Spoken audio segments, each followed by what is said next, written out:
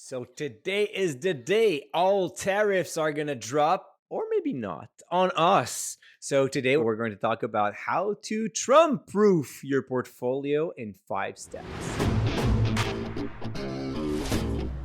Fellow investors, bonjour. This is Mike Leroux, founder of Dividend Stocks Rocks and passionate investor. You're listening to the Dividend Guy blog podcast where I and my co-host Véronique will help you invest with more conviction so you can enjoy your retirement.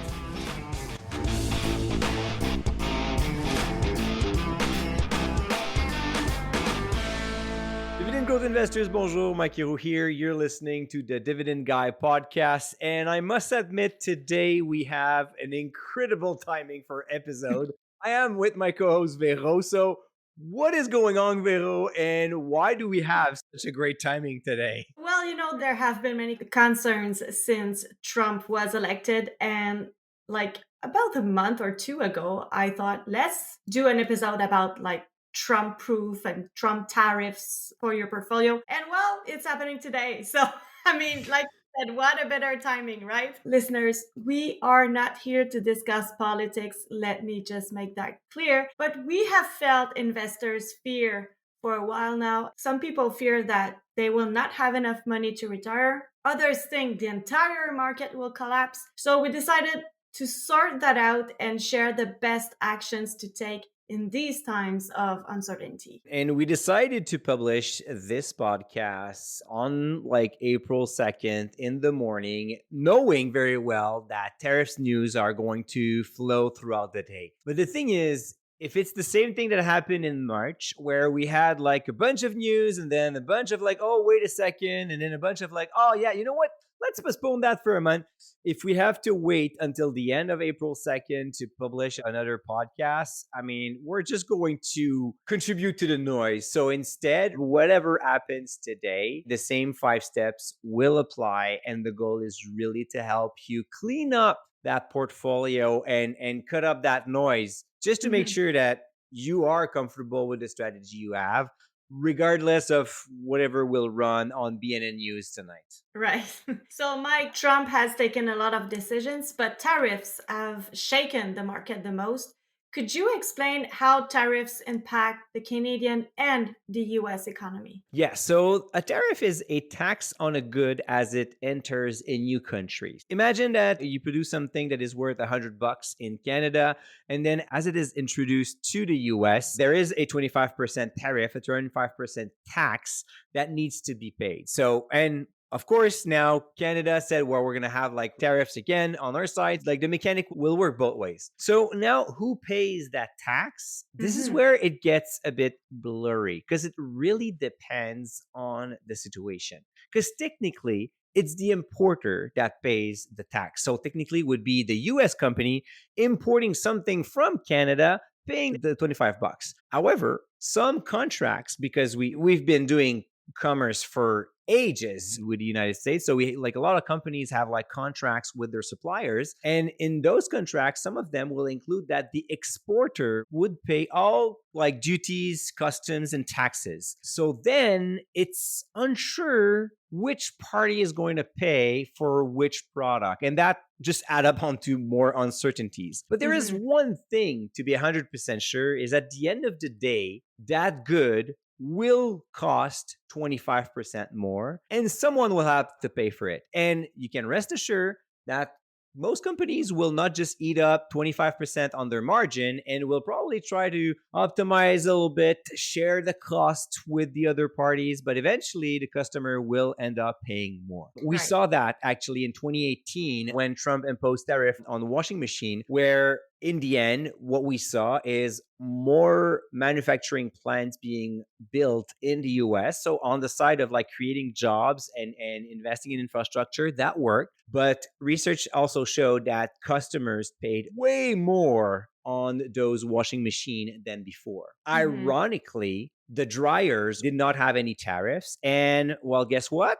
Price of dryers also increased because who's the fool here, right? Samsung is Right. telling us, well, okay, so I'm gonna sell the washing machine higher because of tariffs, and then well, if everybody increased their prices for the washing machine, it kind of makes sense to pay more for the drying machine because most customers are going to buy both at the same time. So Mhm. again, that also hurt customers' budget.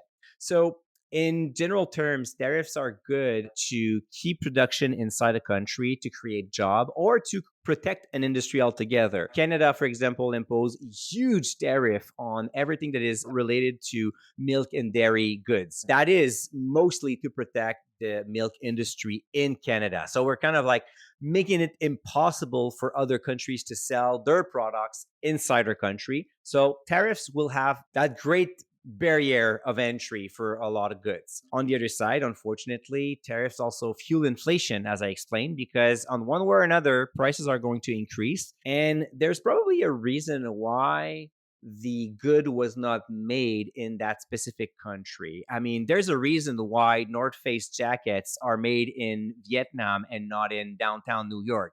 It's probably because if they were made in downtown New York, we would have to pay $1,000 for a jacket. So Right. there is also that truth where, yes, you can keep more jobs here, but maybe it's not the most efficient way overall. So this is why there are like so much noise and confusion around the tariffs. But in the end, I mean, inflation is going to hike, that's for sure. And so far, how did the stock market react? Well, we have the impression that the stock market is in a huge correction. First, because, I mean, fears sells. So media just jump on that. The minute we saw the market being down 10% from its peak value, I saw the word correction all over the place. In reality, it's not that bad. Yes, like it is true that if you take the exact highest day and the exact bottom, we have like a 10% drop. But the market is not Mhm. in bear market territory. We're not dropping like 20, 25, 30% yet. It's just more volatile. So, what the market hates is uncertainty. So far, the tariff story since the beginning of the year had multiple industries going to be impacted, not impacted, maybe 10%, maybe 25%, maybe more, maybe less. And then we had like days where it was for sure we're going to have like a real indicator of what's going to happen. And 4 hours later, we had something else. And it's kind of ironic because in March, when we were supposed to have those tariff news happening, I had like the Moose on the Loose episode because I have like that 10-minute podcast every day. And one listener said, well, Mike, I'm like super excited about the Moose on the Loose that you published, but you did not cover the most important news of the day, which was the tariffs. That was like, I was talking about a stock at that time. And by the end of that day, the entire news were completely different. So if I had Mhm. covered this, I would just have improved, like, just increase the noise, but I would have not serviced anyone listening to that show. So that was also the purpose here of today is looking at how you can instead adapt your strategy not to get killed by market uncertainties and higher volatility. But that's pretty much the point here. It's not necessarily because so far the market is not necessarily like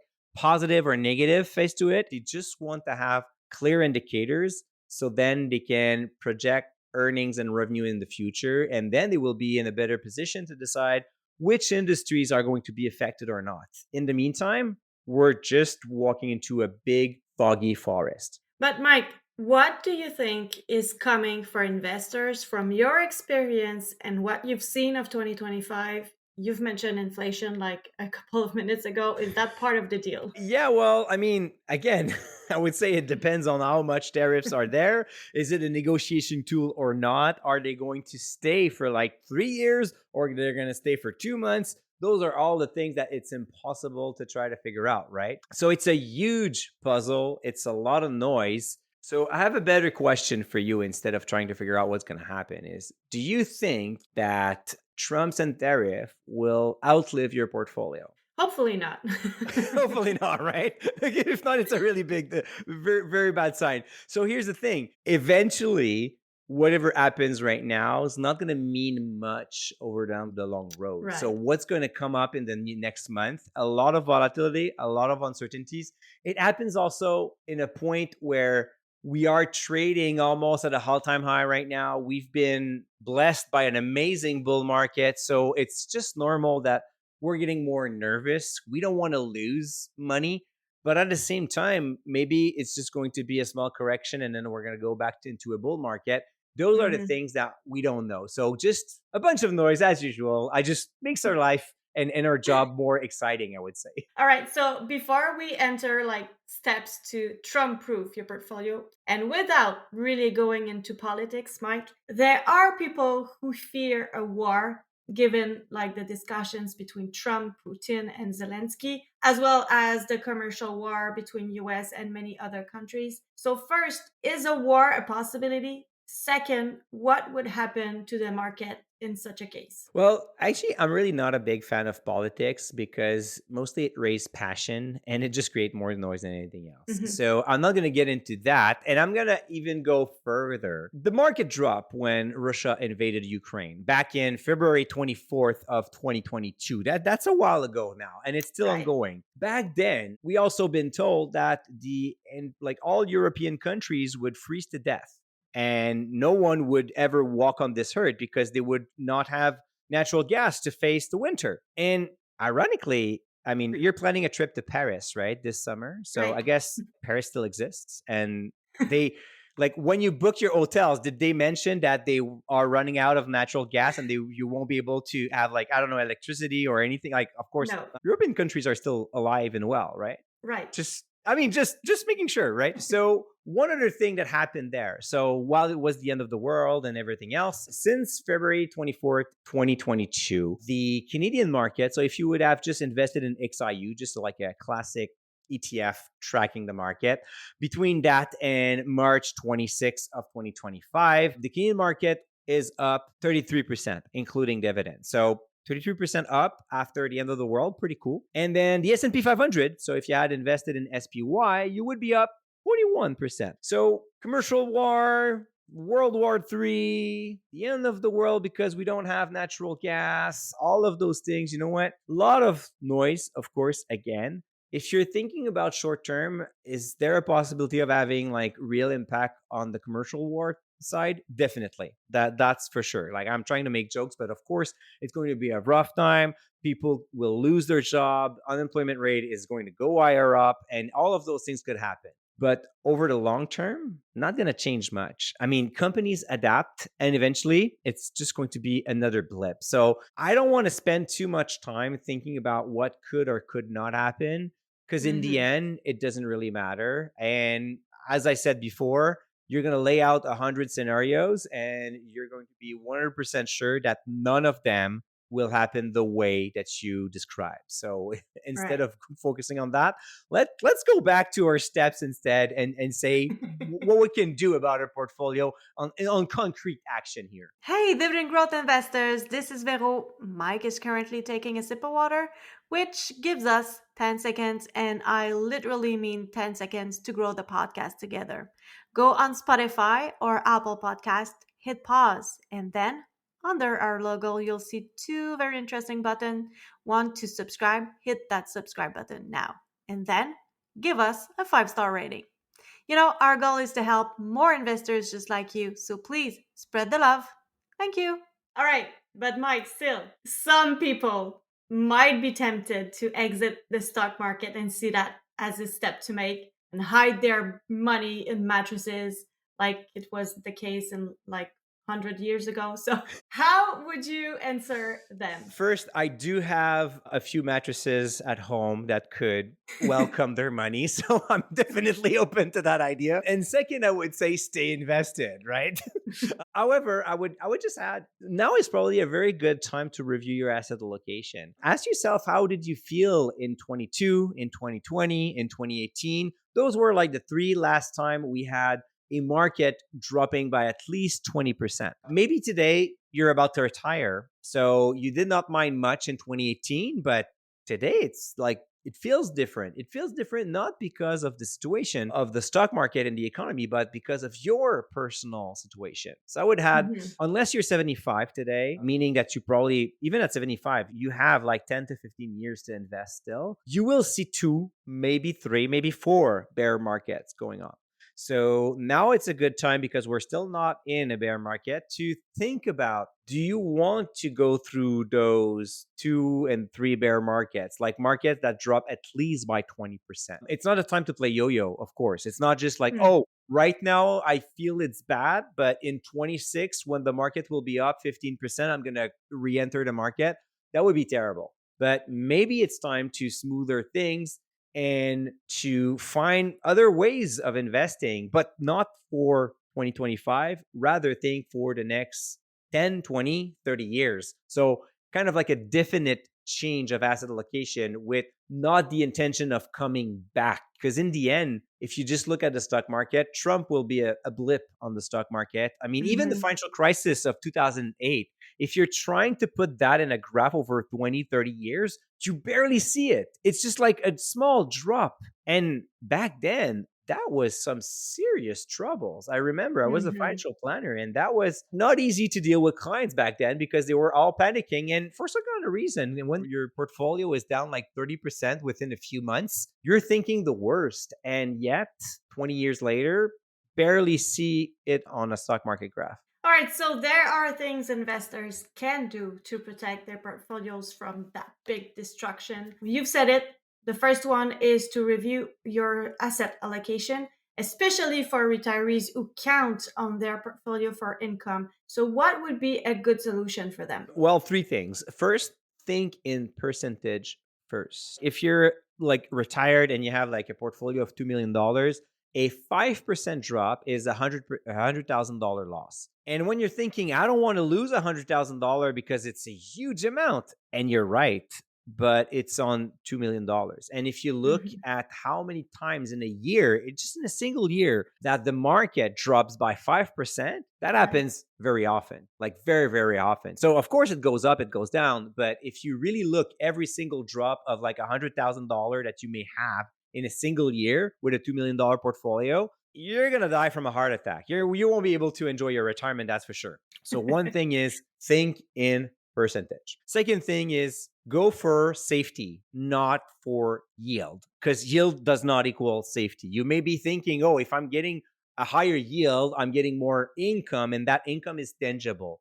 I get that. But most of the time, you're taking higher risk to get that income, or it is less liquid. I recently reviewed 20 income focused products, and we're going to have like a link that you can download this booklet in the show notes. And that 20 income products review, a lot of those are amazing products until you really understand what's going on under the hood. And then it's not that easy. So go for something safe and stable. Maybe you're going to sacrifice some yield. Maybe you're going to sacrifice some flexibility, but that is a good solution. Another example, instead of like going for income products, you could also think about how you can transfer the risk to another party. So, for example, you can delay CPP and OAS up until the age of 70, and then those pensions are on the government's back problem. So they have to deal with them. You don't have to. So it's another good solution to transfer some risk outside of your portfolio.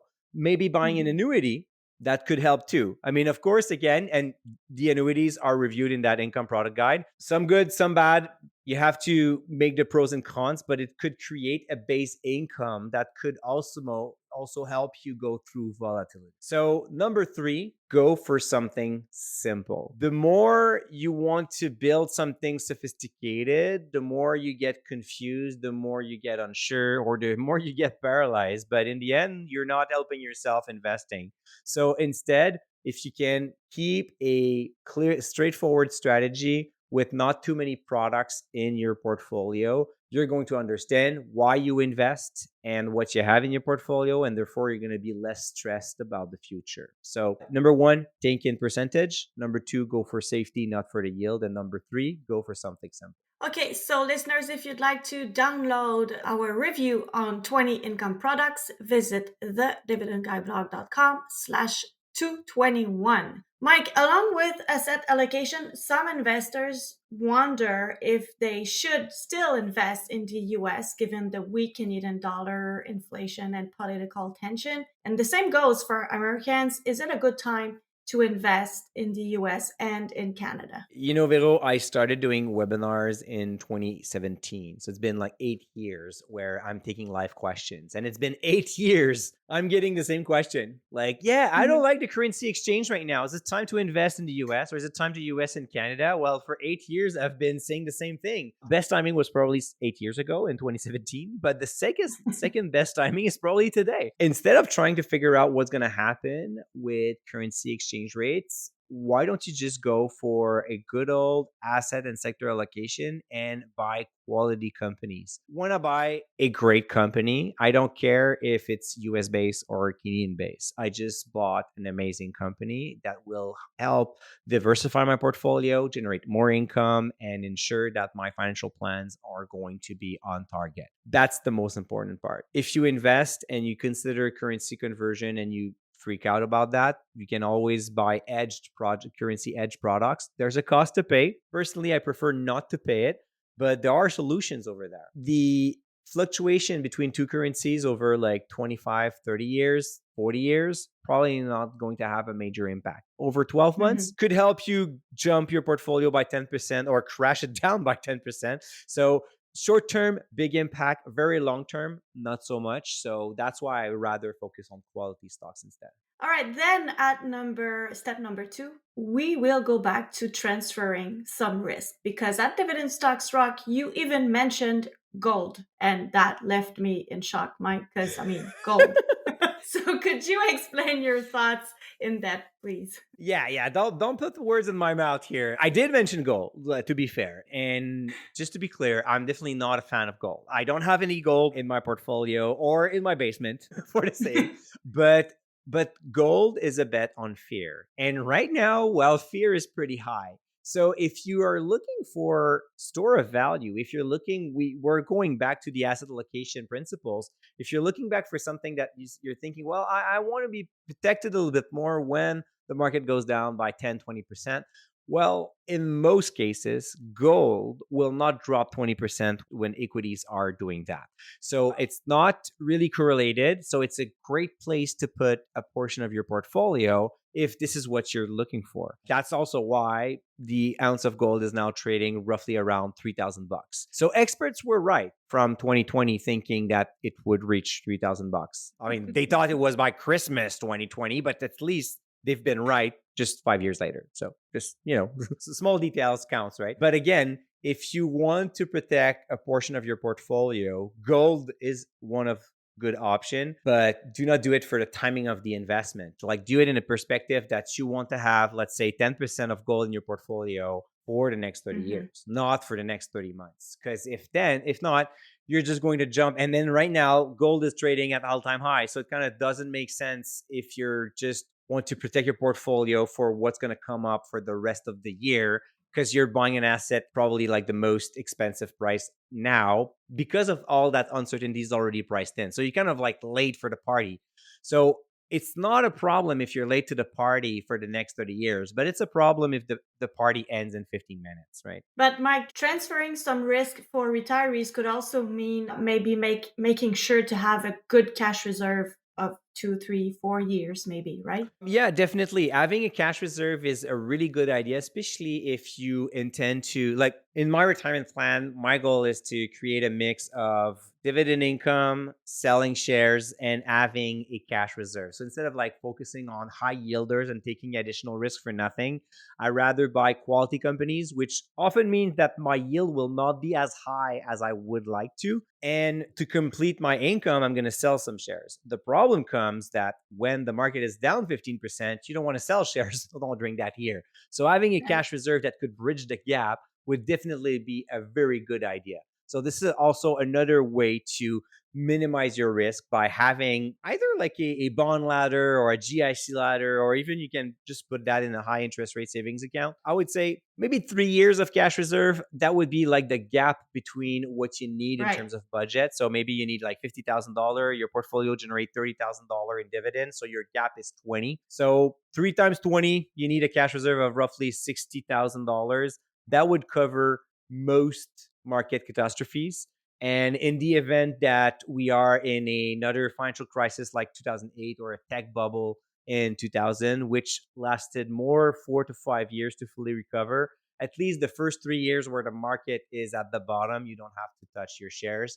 And then you will have to sell some shares while they are recovering. So it's not the end of the world, but there's always a trade off, right? I mean, you could have like 10 years of cash reserve, but that 10 years is not going to generate much returns if it's in like a 3 or 5 years GIC ladder. And keep in mind, The more money that you invest into bonds, GICs, and cash, if it's held in a non registered account, it's fully taxable. So, not the most efficient way to use your capital again. In step three, investors need to review their diversification. So, what should they aim for? So the point here is each crisis starts in a specific sector. You can think of like the financial crisis. Of course, we started with banks. The crisis in 2000 started with the dot com, so technology stocks. And Mhm. you don't want to have 30, 40, 50% of your portfolio tied to a specific sector. But it goes a little bit more complex than that. You have like sector diversification and then subsector or industries,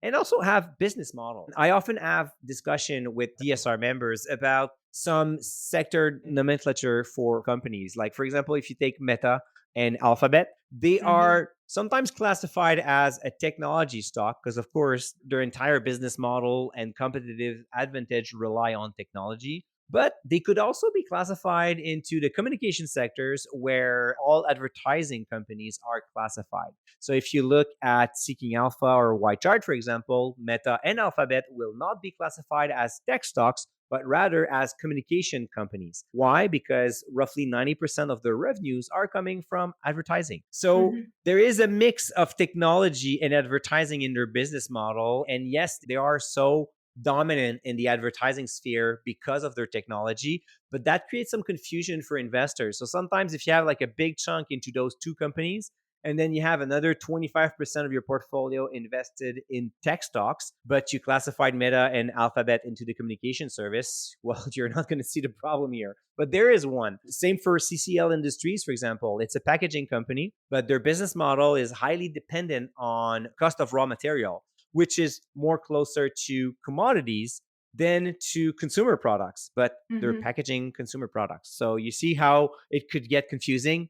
Visa, MasterCard, same thing. I like to say it's one third financial because they process payment, one third technology because they have an impressive network being able to process all those transactions, and one third consumer discretionary because if people spend less and they travel less, well, of course, their revenue will fall accordingly. So instead of just going a plain sector diversification, take a little bit more time to understand what could hurt each of the business you have in your portfolio. Like, what's their business model really? And is there any link between one business to another? So sometimes you're going to realize, oh my God, I have like more like interlinked between all companies that I have in my portfolio, like having Magna Mhm. International and Granite. Well, 26% of Granite's revenue are tied to Magna International. So again, Right. like even though two completely different sectors, but they are tied together in any kind of crisis. So, spending a little more time about this will help you a lot, making sure that you have companies that are really operating in completely different spheres. I bet your number one struggle is knowing when and what to sell. And guess what? You're not alone in this. This is why we created a complete webinar on 5 steps to clean your portfolio. You can watch the entire replay for free now at thedividendguideblog.com/webinar. Mike, what will they achieve with the replay? Well, here's the thing. When you look at your portfolio, you know you should sell a few of your stocks, but you don't want to be wrong. And that is usually the problem. So we hold on to our winners too long, we hold on to our losers too long, and in the end, well, we don't do anything. There's so much information coming in, we don't even know where to start. And this is why I decided to do this webinar to help you invest with more conviction with those 5 easy steps to analyze your portfolio, determine what should stay there and what should get out of it as fast as possible. Once you complete those 5 steps, you're going to have a clean and squeaky portfolio. And on top of that, your confidence in your strategy is going to be a lot better. Do not wait for your portfolio to be a complete mess. Get it in the shape you want. Visit thedividendguideblog.com/webinar now and watch the free replay. Selling isn't easy, but I do have tricks to make it better. Mike, we've been repeating step number 4 for many years, so here it goes. It is not time to take guesses. In other words, if a company doesn't show a robust business model, it should not be in your portfolio, right? Yeah, so that comes because we've been trading at a all-time high almost every single year since COVID, so it's kind of crazy. Mhm. And on the other side, the market moves barely, and then everybody talks about the huge deal and you should invest. And then, I mean, the stock is not even down like 15%. Would you be rushing to Best Buy if there is a 10% rebate on TVs? I mean, that's not impressive. No, I mean, yes, it's better. It's better than nothing, right. but probably not a reason to just say, "Oh yeah, I'm going to pick whatever stock that I heard on BNN and it's going to be fine." Like focusing on quality stocks is super important. It's even more important when you have a lot of uncertainties and when most of your portfolio are in the green. So, if you're selling right now, well, you're probably cashing on huge profit, which is good. And then it's a good moment to reallocate that profit to have a more balanced portfolio. So, talking about quality stocks, the last step is to use the dividend triangle. Again, what is the dividend triangle and how does it protect investors? So, for new listeners, the dividend triangle is based on three metrics, like the three side of a triangle. You look at the revenue, the earnings per share, and the dividend trend. The idea to look at those trends over the past 5 and 10 years is to avoid falling in love with a stock. Falling in love in a sense that you fall in love with a story with a Mhm. lot of potential, very convincing business model. But if it's not backed by financial metrics, you're just falling in love with a fairy tale, and that could hurt a lot. I got hurt like this with Algonquin Power a few years ago because I focused a lot more about their growth by acquisition story, their greening process where they would transform a lot of like power plants into renewable energy, getting a lot of subsidies and making even more money with that. So I love that story. And I did not give enough attention to the dividend triangle back then. And if I had, I would have sold and covered pretty much break even instead of like taking a big hit and having to wait until the company cut their dividend before selling. So, following robust metrics, and I do follow the dividend triangle, you may want to follow other type of metrics. For example, someone would follow like increasing debts every quarter for 5 years while cash flow from operation going down. That's a pretty good sign that the business not doing that well, and Right. that has nothing to do with dividend investing. That has just to do with following metrics, because those metrics are facts, right? You cannot invent cash flow from operation. It's there or it's not. It's growing or it's going down. And if it's not growing, well, your story about that potential is not happening. And if it's not happening, chances are if the company it's another road bump, another speed bump, I mean, it's going to go down and it's going to take a hit. Right. As a final thought, you say that the point here is not being 100% right, but 100% confident. What do you mean exactly? Well, we all want to be right, especially as an investor, because we invest money. So we want to make sure that we make money with that capital.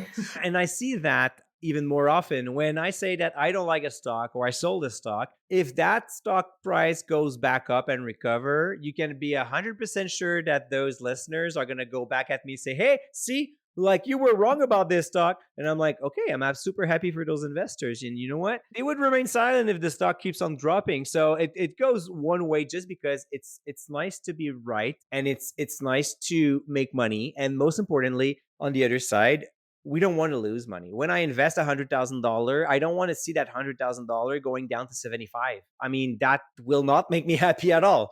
And that's the point. But it's impossible to be right all the time. It's like Mhm. playing baseball. You cannot hit every single ball that is being thrown at you. You will hit some singles, some doubles, some home runs, and then sometimes some strikeouts, and that's okay. The fear of not being sure that you're going to be right 100% will cause a lot of paralysis, a lot of doubt, a lot of panic selling. And that's the real killer because we hesitate, we don't know what to do next, and we do nothing. And doing nothing is probably one of the worst thing that you could do if you are not well invested. If you're well invested, that is exactly what you should be doing. So here's again, well, am I well invested or not? That's another question. Impossible to be 100% sure that you are, but you can be 100% confident.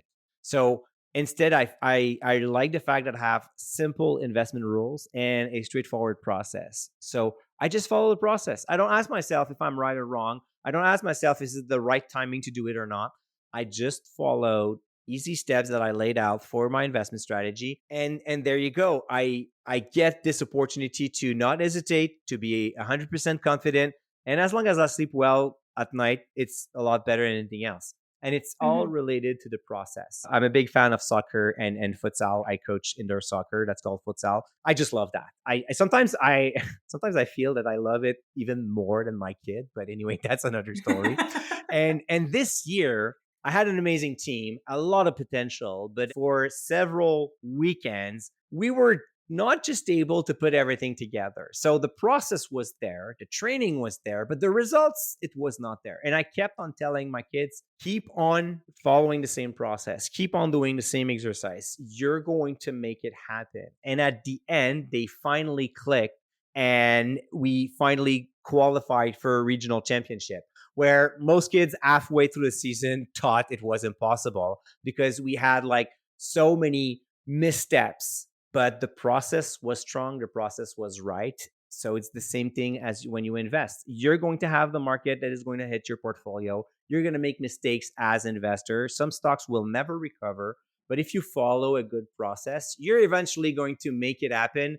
Your financial objectives are going to be met and you will succeed with your goals. Mike, I like bonuses, so please share some Canadian and US stocks that would act as a shield against Trump tariffs or uncertainties in general. Yeah, so let's start with probably I have like a bunch of names, but I'm gonna throw a few of them. I did like a complete newsletter for DSR members, so I have like several choices. One that is super obvious, Franco Nevada. Why? Because it's a gold streamer. So the company has no debt and it receives a royalty from mining companies. And as we mentioned today, if you fear the market's gonna drop, well, gold is your friend. And what's better than gold? Well, the gold streamer, because they're just going to make more money. So this one, I really Right. like it. Stentech, an engineering firm, they're not really subject to tariff. They have 50% of their revenue in the US, 25 in Canada, 25 international. They have offices in the US as well. So they're not going to be hurt by this. Dolorama, first, the Mhm. dividend triangle is amazing. Second, they are only based in Canada, and then they have investment in Dollar City that is a participation in Central American economy. So if the Canadian economy goes into a recession, people are going to be tighter with their wallet and they're going to likely go more Dolorama than anything else. So that's another one. Probably that pipelines are going to be interesting plays. And already, it's a bit late for the story here because Enbridge, TC Energy, Pembina, they all like recovered nicely towards the second half of 2024 and going. So there's probably not much money to be made now, but they're stable. I mean, we need oil and gas. It's not going to change tomorrow morning. So those are companies that will continue to pay their dividend. Small increase, but I see them as kind of like the Luke's bond could be interesting. You have like other companies that are seems to be a little bit more on rebate in the energy sector, like I prefer to go with the classics such as Canadian Natural Resources. I'm not a big fan of exploration companies that will cut their dividend the second the oil price will go down. So I rather focus on other part. You can go for utilities. I mean, Fortis does a lot of business in the US as well. Hydro One as a very solid dividend triangle. And on the US side, I mean, options are many. I like toll roads. So MasterCard and Visa, regardless of what's happening, people will use their cards and they're making more money with those transactions. Not they do not carry the consumer debt on their balance sheet. That's the bank's problem. So I kind of like that protection as well. Automatic data processing, ADP, payroll services, HR services, not gonna die anytime soon. So very stable business again. You have Microsoft. I mean, classic play on Mhm. technology, but what I like about Microsoft is yes, they are part of the AI hype, but they also have a solid growing business in the cloud and they have their base business with consumer products, selling software license to consumers and to businesses. That is also going to remain very stable. In the consumer staple sector, Walmart, Costco. I kind of like Costco because they're selling in bulk and they're making a lot of money with their membership and their renewal rate of their membership is just crazy. It's like it's over 90 of members are renewing every year. You're going to argue it's probably expensive. Well, yes, but there's a price to play for quality. So that's another one. In the consumer discretionary stores, I like Ross stores and TJX. We did an episode talking about TJX a while ago. Two discount stores. Again, if we get into an economic slowdown on the US, well, a lot of consumers will still want to treat themselves a little bit, but with a tight budget, well, you go to discount stores that are actually going to offer you some good value for your purchases. So it's usually a good place to start is to think about where you will be going during a recession. So you still want to spend some dollars, but you're kind of short on dollars. So how can you get the best of your buck? And this is usually companies that will do well going forward. And Mike, I just realized that I gave the wrong link for the show notes. I'm so sorry about that, listeners. So if you want to visit our show notes, it's thedividendguyblog.com/222. There you will find the link to download our income focus products review. And also, last week we did like 8 steady and under the radar stocks. So you might as well want to check that out for more ideas. All right, so thank you for putting things into perspective and giving us concrete steps to Trump-proof our portfolios, Mike. Listeners, make sure your portfolio is clean during times of uncertainty. To help you even more, watch our webinar replay on steps to clean your portfolio free now at thedividendguyblog.com/webinar. For the show notes and related content, including our freebie on 20 income focused products review, visit thedividendguyblog.com/222. Next week is all about Canadian banks. Hit the subscribe button underneath our podcast logo now to avoid missing it. And until then, stay invested. Stay invested. Hey, fellow investors, it's Mike here. I hope that you have enjoyed this episode. Please note that the Dividend Guy blog podcast is at no time issuing buy or sell recommendation. Please do your own due diligence as this podcast is recorded for information and hopefully fun purposes only. Make your research, make sure you do your stuff. We're not responsible for your losses or your profit after listening to this episode. And until next one, stay invested.